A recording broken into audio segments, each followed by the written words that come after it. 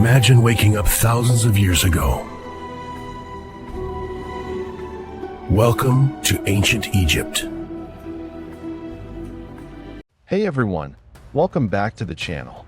If you're fascinated by adventures through time and love exploring how people might have lived long ago, make sure to hit that like button, subscribe, and turn on notifications so you don't miss our next incredible What If journey. Today, we're taking a time machine ride to ancient Egypt, a world of golden deserts, mighty rivers, towering pyramids, and gods who walked among mortals.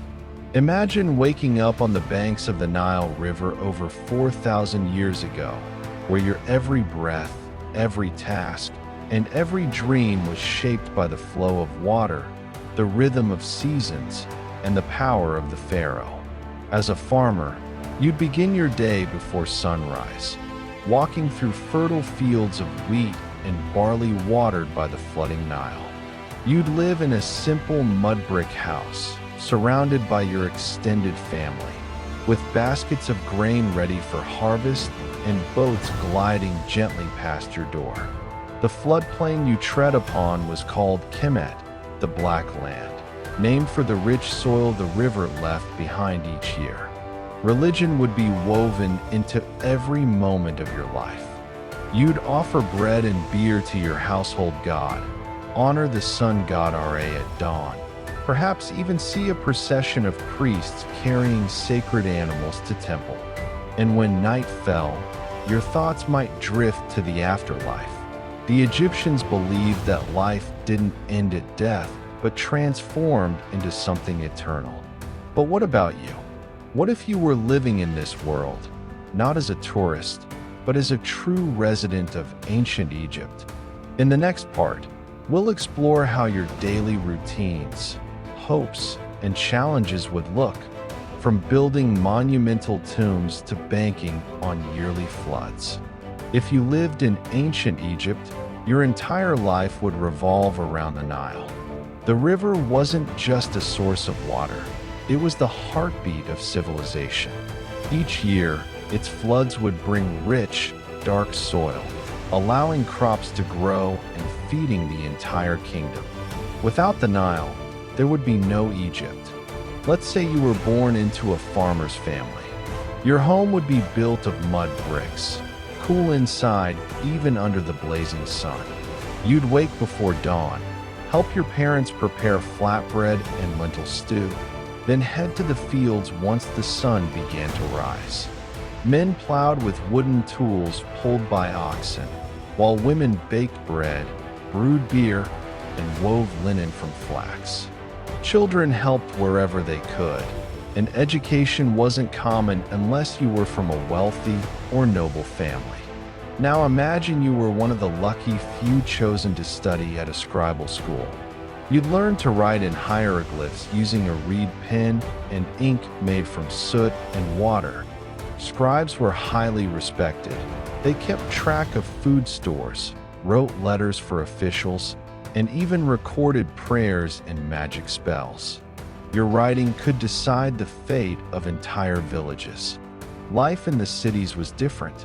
Craftsmen built jewelry for nobles, stonemasons carved statues of the gods, and merchants traded spices, papyrus, and gold in busy markets. The smell of incense filled the air near temples, and music echoed from flutes and drums during festivals. Religion guided every action. Egyptians believed the gods controlled the flood, the sun, and even sickness. Priests cared for the statues of gods as if they were living beings, feeding, bathing, and dressing them daily. Every household had small idols, protecting them from harm. But Egypt wasn't all peace and farming. There was also hard labor and strict hierarchy. At the top stood the pharaoh, believed to be both a king and a god. Below him were nobles, priests, soldiers, scribes, craftsmen, and finally farmers and slaves. Everyone had their role, and balance, called ma'at, was the most important idea of all. In the next part, we'll travel deeper into the wonders and mysteries of Egypt, how people built the pyramids, what they believed about death and the afterlife, and what treasures were hidden within the tombs of kings. Now imagine standing in the golden sands of Giza, staring up at the Great Pyramid, the tallest structure on Earth for nearly 4,000 years. It was built for Pharaoh Khufu, using over 2 million limestone blocks, each weighing several tons. But how did they do it? The truth is, even today, no one knows exactly. Some say they used massive ramps and wooden sledges. Others believe clever engineering and tens of thousands of workers made the impossible possible. These workers weren't slaves, as many think. They were skilled laborers, fed and housed in nearby villages. They worked for months under the scorching sun, cutting, dragging, and setting stones with incredible precision. Every block was perfectly aligned with the stars, because the pyramids weren't just tombs, they were stairways to eternity. You see, Egyptians believed death wasn't the end, but a new beginning. The soul had to pass through dangerous trials in the afterlife before reaching paradise, the field of reeds, a perfect version of Earth. But to make it there, one's body had to be preserved. That's why the art of mummification was so sacred. Inside the cool, candlelit chambers of a temple, priests carefully removed organs and placed them in canopic jars guarded by protective spirits. The body was covered in salt to dry it, then wrapped in linen bandages soaked with resin. Amulets, small charms for protection, were hidden between the layers. The final touch was a golden mask, meant to help the soul recognize its body in the afterlife. When the funeral came, priests recited the opening of the mouth ceremony, symbolically giving the mummy back its senses, sight, breath, and speech. Then, deep within the pyramid, the body was sealed inside the sarcophagus, surrounded by treasures, food, jewelry, and even miniature servants called ushabtis to serve the pharaoh in eternity. The air inside the tombs was thick with mystery. Paintings on the walls told stories of gods. Ra, who sailed the sun across the sky each day, Anubis, the jackal-headed guide of the dead, and Osiris, ruler of the afterlife, who judged every soul by weighing its heart against a feather. If your heart was heavier, filled with lies or evil deeds, a beast named Ammit would devour it. But if you passed the test, your soul would live forever under the shining sun of paradise. That belief gave the Egyptians peace and inspired some of the most breathtaking monuments humanity has ever built. In the next and final part, we'll explore how life in ancient Egypt still shapes our world today, from architecture and art to medicine, science, and even the way we think about eternity. Even though the sands of time have buried the great cities of Egypt, their spirit still lives within us. The pyramids still stand as symbols of human ambition and engineering genius, a silent reminder that nothing is impossible when people share a purpose that reaches for the stars. But the legacy of ancient Egypt goes far beyond stone and sand. Every time you look at a calendar, thank the Egyptians. They created one of the first solar calendars, dividing the year into 365 days, based on the annual flooding of the Nile.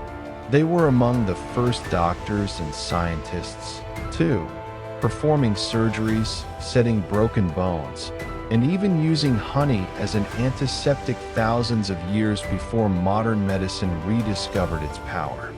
Their writing, hieroglyphs, laid the foundation for how humanity learned to record knowledge, blending art with communication.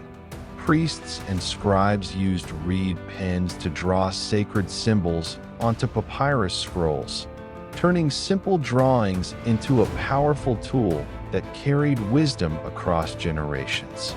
The famous Rosetta Stone later unlocked these secrets, allowing the world to finally hear the voice of a civilization that refused to be forgotten. Art, music, and architecture from Egypt inspired cultures from Greece and Rome to today's modern world. The columns of temples like Karnak influenced classical design. The myths of gods and afterlife shaped religious thought. Even our fascination with immortality, from movies to monuments, echoes the Egyptian belief in eternal life. But perhaps the most extraordinary part of their legacy is their worldview, the deep sense of balance they called Ma'at, truth, harmony, and justice. Egyptians believed that to live well, one must keep Ma'at within, to act with honesty, respect, and balance toward others and the earth. In a world that often feels chaotic, maybe we still have something to learn from that. As the sun sets over the Nile, painting the desert gold, the past feels closer, like the whisper of ancient priests or the laughter of children in a long-lost village. To live in ancient Egypt wasn't just to survive.